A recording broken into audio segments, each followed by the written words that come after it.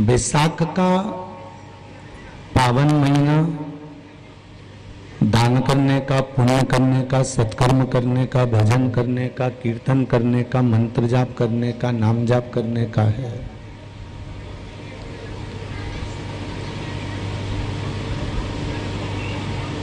जिसको माधव मास भी कहते हैं। और यही वो महीना है, यही वो मास है जिसके अंतर्गत हम भगवान शंकर से आरोग्यता प्राप्त कर सकते हैं।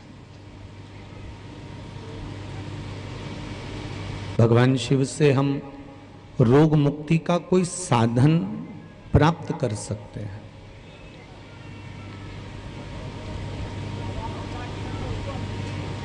इस बैसाख के महीने में हम भगवान शंकर की आराधना कर कर, भगवान शिव की स्तुति कर कर, भगवान शंकर की पूजन कर कर, अर्चना कर कर,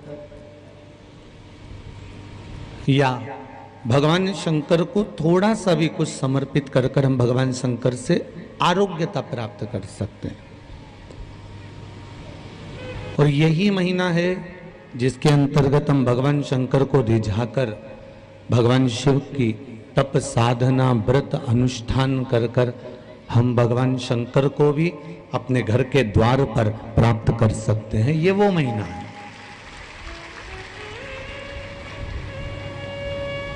आप आए नहीं और सुबह हो गई, मेरी पूजा की थाली धरी की धरी रह गई।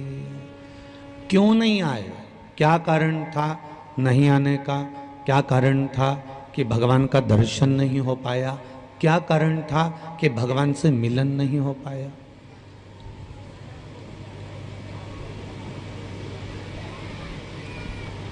कारण क्या हो सकता है?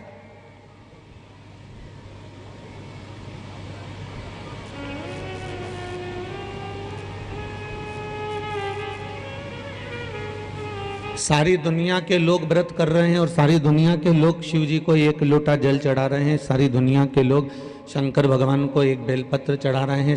सारी दुनिया के लोग भगवान शंकर की आराधना कर रहे हैं। दुनिया वालों के भी तो काम हो रहे हैं। अगर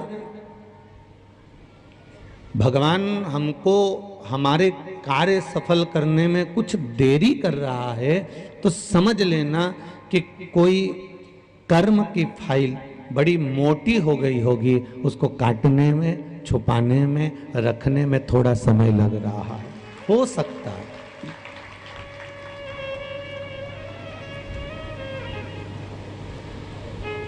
थोड़ी कर्म की फाइल मजबूत होगी, उसको थोड़ा सा छुपाने में, थोड़ा सा बनाने में, थोड़ा रखने में उसको समय लग रहा है। हो सकता है।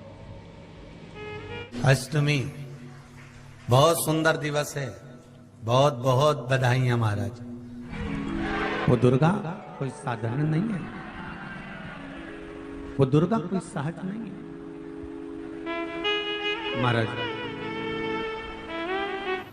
आप लोगों के स्मरण में है कि नहीं हमको नहीं मालूम, पर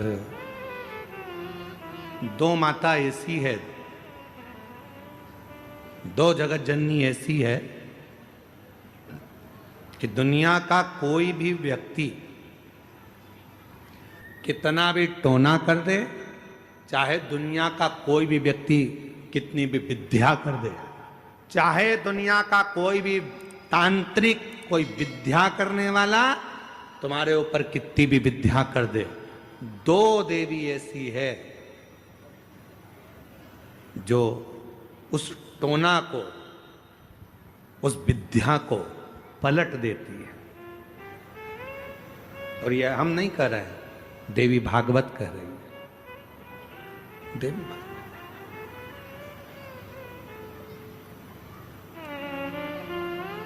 काली पुराण में भी इसका वर्णन आता है, देवी भागवत में भी इसका वर्णन आता है। दो देवी ऐसी हैं जो कोई अपने ऊपर अगर विद्या कर रहा है और वो दो देवी का स्मरण कर लिया जाए, उन दो देवी का नाम लेकर मात्र शंकर के शिवलिंग के सामने जो अशोक सुंदरी वाली जगह होती है, वहां पर अगर इन दो देवियों का नाम लेकर अगर जल चढ़ा दिया जाए तो किसी ने अगर विद्या करी भी होती है तो पलट जाती है। कोई कितना भी बड़ा तुम्हारे लिए तंत्र मंत्र कर रहा हो, वो तुरंत पलट जाता है, एक क्षण नहीं लगता और उनका नाम लेने से ही पलट जाता है। दो देवी, एक प्रत्यगिरा माता, एक है प्रत्यगिरी माता और दूसरी है दंतेश्वरी माता, जिसका काली पुराण में विशेष वर्णन लिखा।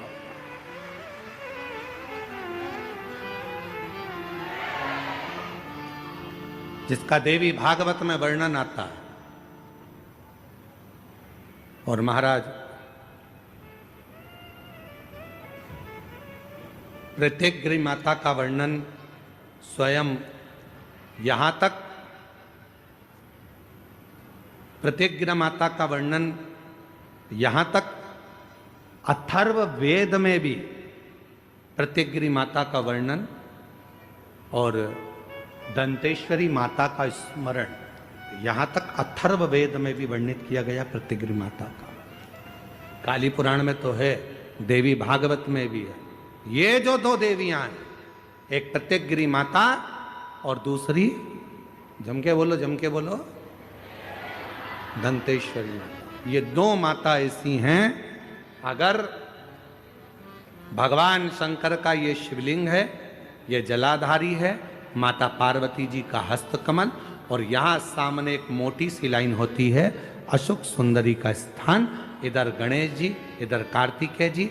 जब हम दक्षिण में खड़े होकर, उत्तर में मुख कर कर, यहां खड़े होकर जब हम शिवलिंग पर जल चढ़ाते हैं और अपने जल के पात्र को थोड़ा सा आगे बढ़ाकर हम इस स्थान पर, अशोक सुंदरी के स्थान पर, इस यहां खड़े होकर जल चढ़ाते समय इस स्थान पर अपने पानी के लोटे को आगे बढ़ाते हैं और जल को यहां गिराते हैं। प्रत्यगिरी माता का नाम लेकर या मां दंतेश्वरी का नाम लेकर जब हम चढ़ाते हैं, आज दिन भर में अगर कोई ने भी हमारे ऊपर विद्या करी होती है, वो 2 मिनट के अंदर वो कटकर गिर जाती है और कोई असर नहीं हो पाता। दो मां, एक मां दंतेश्वरी, एक प्रत्यगिरी।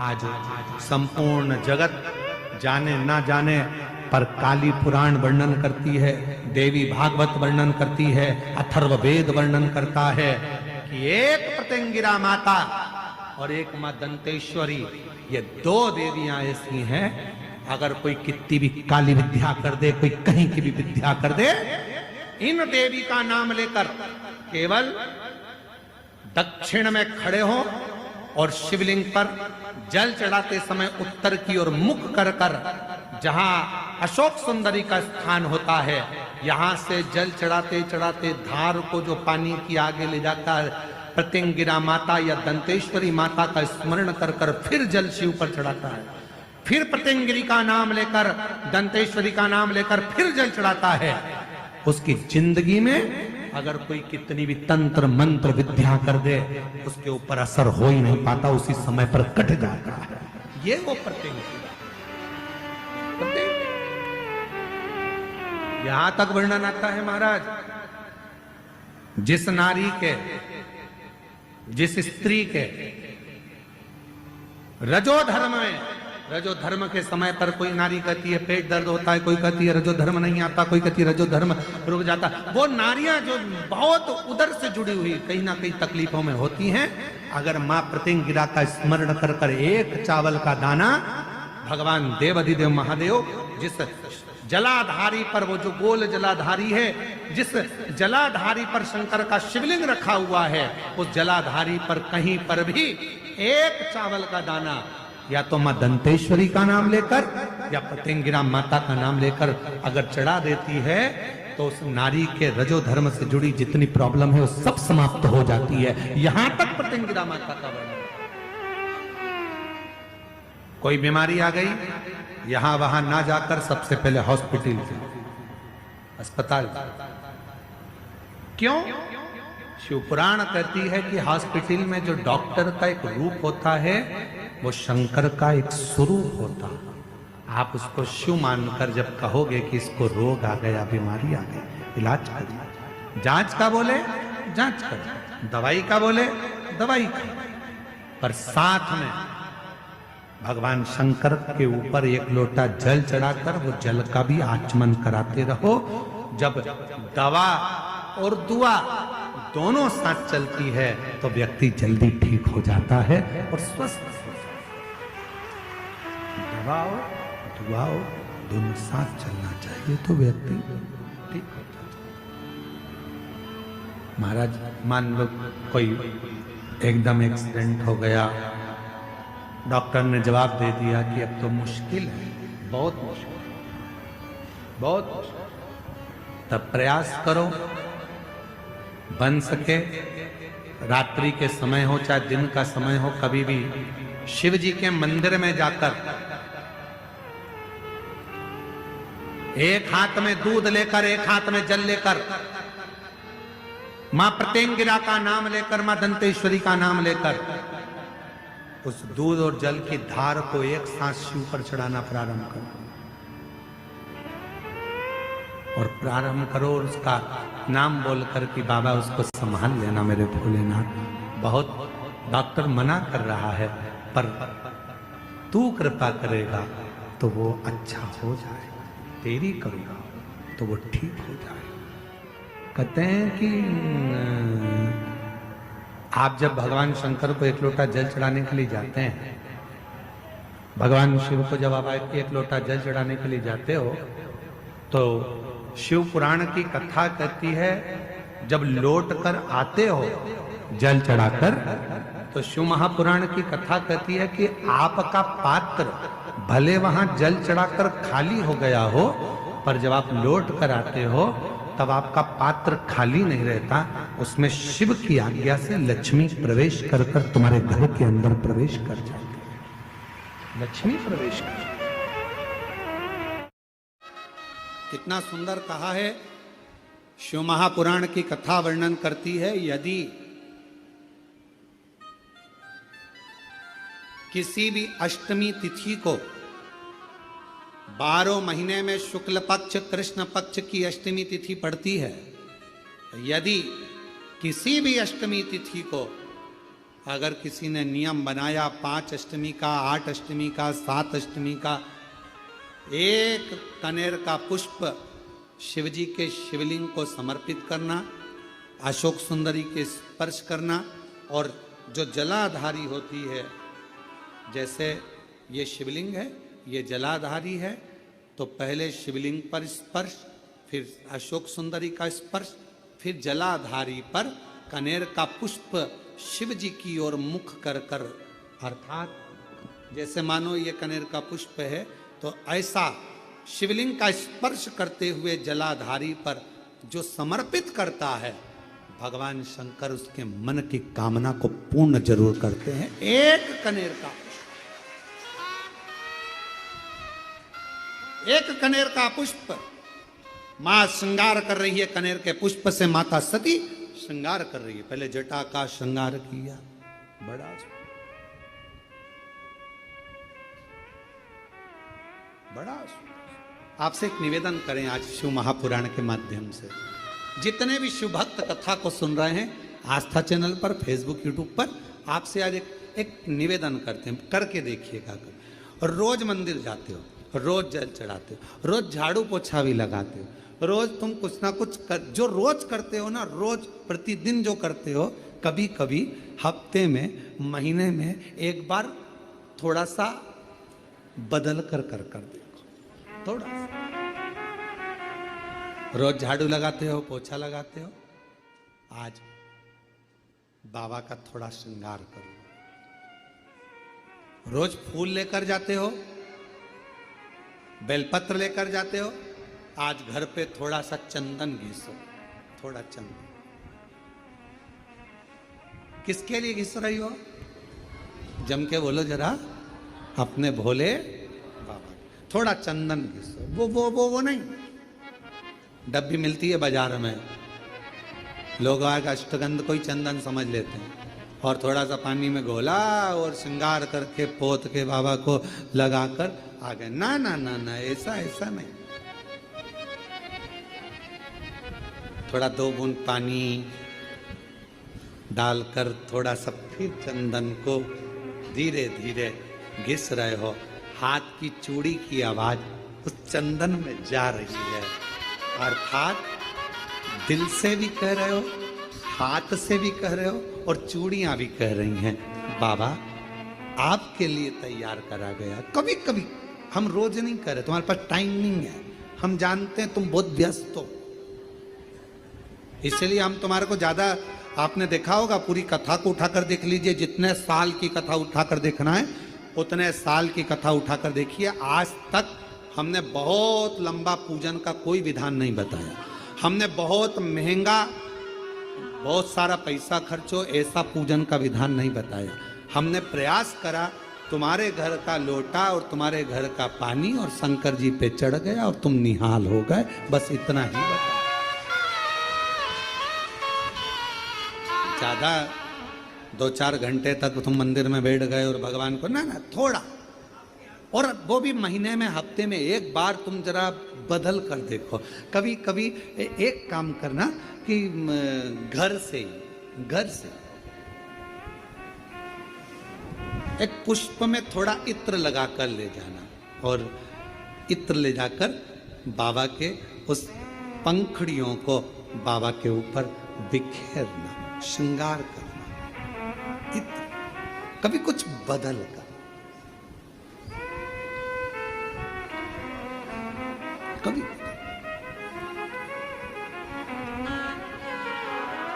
थोड़ा सा। आज भी नियम है, आज भी नीति नियम। जिसके घर में संपदा की कमी होती है, जिसके घर में कर्जा बढ़ जाता है, लक्ष्मी नहीं आती, बहुत टेंशन की जिंदगी जीता है मनुष्य, व्यापार चल नहीं रहा, बहुत तकलीफ का जीवन चल रहा होता है, तो आज भी नियम है महाराज, आज भी नियम। शहद रखकर, मधु रखकर यदि लक्ष्मी जी का स्मरण किया जाए और माता लक्ष्मी जी का स्मरण कर कर एक लाल पुष्प उस कटोरी के सम्मुख में माता लक्ष्मी का नाम लेकर रखा जाए और बाद में वही शहद, वही मधु और वही पुष्प सोमवार का दिन और शुक्रवार के दिन लक्ष्मी का पूजन कर कर, स्मरण कर कर, दूसरे दिन शुक्रवार के दिन पूजन करें, शनिवार के दिन उस मधु का, उस पुष्प का विसर्जन करें, सोमवार के दिन पूजन करें लक्ष्मी जी का स्मरण कर कर, और मंगलवार के दिन अगर विसर्जन करें, 5 या 7 सोमवार या शुक्रवार को यदि आप मधु का भोग लक्ष्मी जी को लगाना प्रारंभ कर दें, शिव का नाम स्मरण कर कर, तो उसके घर में कभी संपदा की कमी नहीं होती। लक्ष्मी उस संपदा को बढ़ाती है। और हम तो यहां तक कहेंगे, प्रयास करो, अगर आपके घर में छोटा सा शिवलिंग विराजमान है, आपके घर में अगर छोटा सा शंकर जी का शिवलिंग है, छोटा सा शंकर भगवान का शिवलिंग है, या आपके घर में कुबेरेश्वर धाम का कंकर है, और आपके घर में यदि शंकर भगवान का शिवलिंग है, या सीहोर का रुद्राक्ष हो, या शंकर भगवान का शिवलिंग हो, या कंकर शंकर हो, तो निवेदन है जहां पर भी शिवलिंग आपके घर में विराजमान है, अगर छोटी सी कटोरी में एक बेलपत्र को आप नीचे रखिए, छोटी सी कटोरी उस बेलपत्र के ऊपर रखकर उसमें थोड़ा सा मधु, शहद, शंकर भगवान की साक्षी में शिव जी के सामने अगर शुक्रवार की शुक्रवार रखना प्रारंभ कर दो, धीरे धीरे संपदा की वृद्धि अपने आप होना प्रारंभ होगा। मधु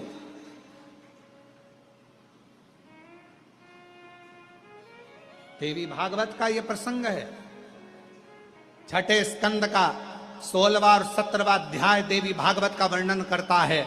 मां लक्ष्मी पृथ्वी पर आ गई, रात्रि को देखा कहीं स्थान नहीं, एक बूढ़ी के स्थान पर, बूढ़ी के दरवाजे पर जाकर विनय करी, शहद मधु पाने को मिला, वर दे दिया, मैं तुझे वर देती हूं, तेरे घर में कभी संपदा की कमी नहीं आई। तूने मुझे मधु दिया, तूने मुझे शहद दिया। 56 भोग दीपावली के दिन माता लक्ष्मी को लोग लगाते हैं। ढेरों सारा गुजिया, पपड़िया, बर्फी, चक्की, मठरी, खाजे, पपड़िया सब लक्ष्मी जी को भोग लगाते हैं। पर यदि एक पान के पत्ते पर भी एक बूंद अगर शहद का दीपावली के दिन अगर रात्रि को भी लक्ष्मी को भोग लगा दिया जाए तो कभी संपदा कम नहीं। शुक्रवार का दिन एक पात्र में जल और दूध ले लीजिए। एक पात्र में देसी गाय का दूध, जल उसमें रखकर, और आपके यहाँ अगर लड्डू गोपाल हो, यदि आपके घर में ठाकुर जी हो, लड्डू गोपाल हो, विष्णु जी का कोई स्वरूप हो, श्री हरि का कोई स्वरूप हो, तो उस पर शुक्रवार के दिन आप संध्या के समय पर दुर्वा डालकर उस दुर्वा से अगर लक्ष्मी जी के नामों का 108 बार उच्चारण कर कर, घी का दिया लगाकर, कैसर के चावल साथ में रखकर केवल उस जल का और दूध का मात्र छींटा देते हो तो उसके घर में कभी लक्ष्मी की कमी नहीं आ सकती, संपदा बढ़ती चली जाती है। 108 बार लक्ष्मी के नाम का मात्र उच्चारण कर लेने पर भगवान विष्णु के चरणारविंद पर, भगवान विष्णु के चरणों पर केवल उस दुर्वा का, जल का, दूध का सिंचन कर देने से भी लक्ष्मी की वृद्धि होती, लक्ष्मी देती। और शुक्रवार के दिन माता लक्ष्मी के लिए अग्नि में आहुति दीजिए। महाराज, शाम के समय पर सूर्यास्त के पहले शिव महापुराण की कथा कहती है,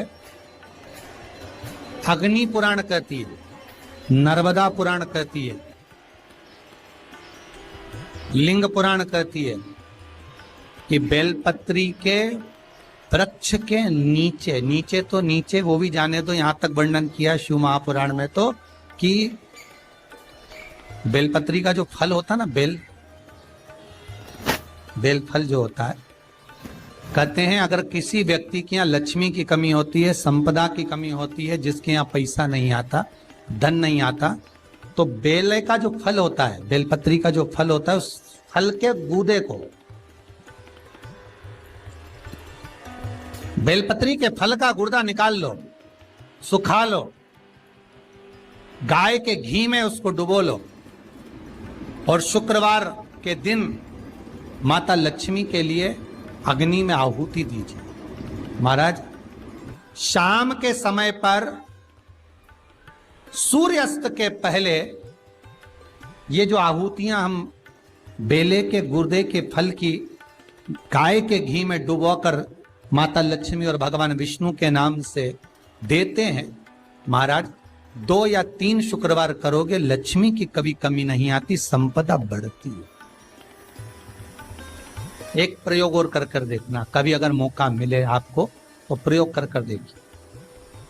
लिंग पुराण के अंदर लिखा हुआ है, शिव पुराण में, लिंग पुराण में और स्कंद पुराण में कहा गया है कि अगर किसी ने बेले के फल को, बेले के फल का अगर थोड़ा सा भी गुर्दा पाया है, बेले के फल को खाया हो, या बेल का रस पिया हो, या बेल के फल का जूस पिया हो, अगर वो व्यक्ति का अनायास किसी कारणवश प्राण भी छूट गए हो, तो शिव महापुराण की कथा कहती है कि 27 दिन तक वो बेल के फल का रस उसके नस नस में रहता है, तो उस व्यक्ति को यम नहीं छूते, वो कैलाश पर निवास करता है। मर भी जाता है तो अधोगति में नहीं पड़ता, नरक नहीं भोगता, वो बैकुंठ पद का कामी हो, बैकुंठ का निवासी।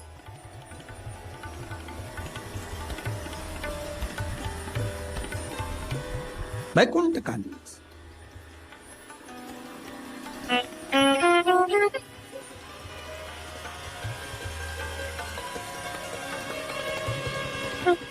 ये जो शिव जी को चढ़ती बेलपत्री हुई, शमी पत्र हुआ, मदार का पुष्प, आंकड़े का जो पुष्प हुआ, ये सब साधारण नहीं है साहब। शंकर का एक एक गुण तत्व ग्रहण करने वाले, शंकर का अनुमोदन करने वाले, शिव को एक एक वस्तु जो चढ़ने वाली साधारण नहीं।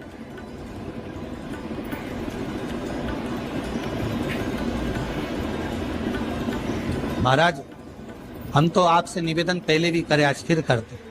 मान लो आपको ऐसा लगता है कि घर में बीमारियां ज्यादा घेर रही है, तो एक बेल का टुकड़ा, बेले का फल का एक टुकड़ा अपने ही घर में कहीं पर भी कटोरी में रख दीजिए, शिव का स्मरण,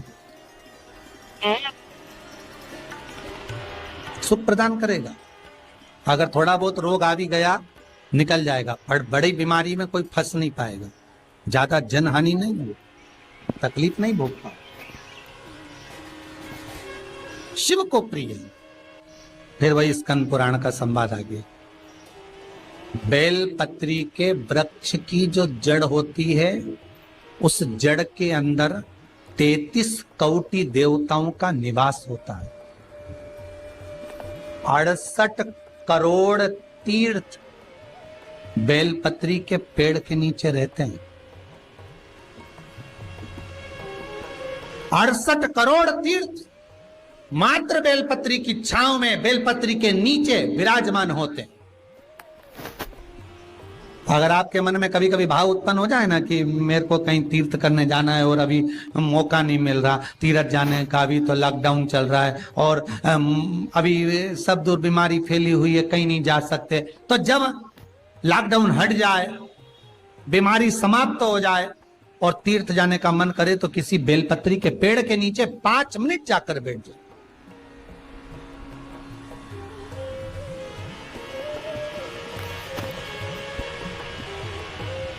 और जप लो, श्री शिवाय नमस्तुभ्यम।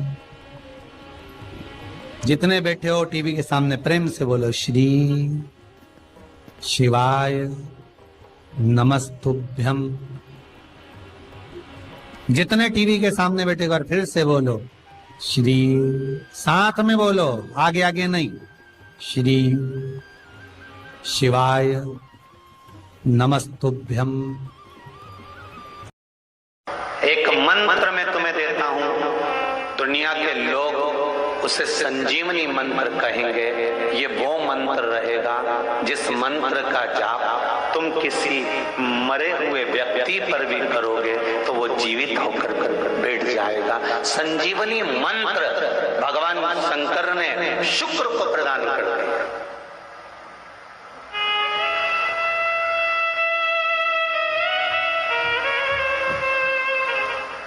संजीवनी मंत्र, और संजीवनी मंत्र जब भगवान शंकर ने शुक्र को दिया और शुक्र ने उस मंत्र का स्मरण करना प्रारंभ करा, तो शुक्र के पास में तो आनंद की अनुभूति हो गई बिना मांगे। शंकर भगवान से शुक्र ने ये नहीं कहा कि मुझे ये मंत्र देना, पर शिव ने दे दिया। और शंकर कभी भी थोड़ा नहीं देता, देता है तो बहुत में देता है। शुक्र, मैंने तुम्हें संजीवनी मंत्र दिया है, इस मंत्र को रखना और मैं तुम्हें देव तुल्य बनाता हूं, तुम ग्रहों में पूजे जाओगे। और शुक्र को भी ग्रह बना दिया, कवि को भी ग्रह बना दिया और पूज्य बना दिया। ध्यान दीजिएगा, महामृत्युंजय मंत्र का क्यों जाप करते हैं?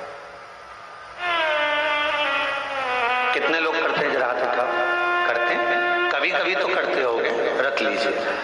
महामृत्युंजय मंत्र का यदि आप जाप करते हो और आपको मालूम पड़ गया कि शरीर में मुझे ये रोग हो गया है, मुझे शुगर हो गया है, मुझे बीपी हो गया है, मेरा ब्लड प्रेशर ऊंचा नीचा रह रहा है, कोई भयंकर रोग, मेरे रिश्तेदार को कोई कैंसर जैसा रोग हो गया, किसी को कोई थायराइड हो गया, किसी को कोई किडनी और लीवर में सूजन हो गई, किसी को कहीं किडनी और लीवर में तकलीफ हो गई, तो शिव महापुराण की कथा कहती है, नवग्रह शिव महापुराण की कथा कहती है कि बेलपत्री के वृक्ष के नीचे महामृत्युंजय मंत्र का जाप जो शुक्रवार की शुक्रवार घी का दिया लगाकर करता है, उसके रोग बाबा देवाधिदेव महादेव समाप्त करते चले जाते हैं। ये संजीवनी मंत्र शुक्रवार के दिन भगवान शंकर को शुक्र को दिया था, इसलिए उसकी प्रधानता है। अष्टमी पर एक बेलपत्र, 3 शमी पत्र, आप कभी दिल से, कभी मौका मिले हृदय से अशोक सुंदरी वाली जगह का स्पर्श कर कर भगवान शंकर के शिवलिंग पर एक बार समर्पित कर कर देखना और दूसरे वर्ष इंतजार करना कि तुमने अष्टमी के दिन बाबा को शमी पत्र और बेलपत्र दिया था, क्या बाबा ने तेरे घर में धन और वैभव दिया कि नहीं दिया।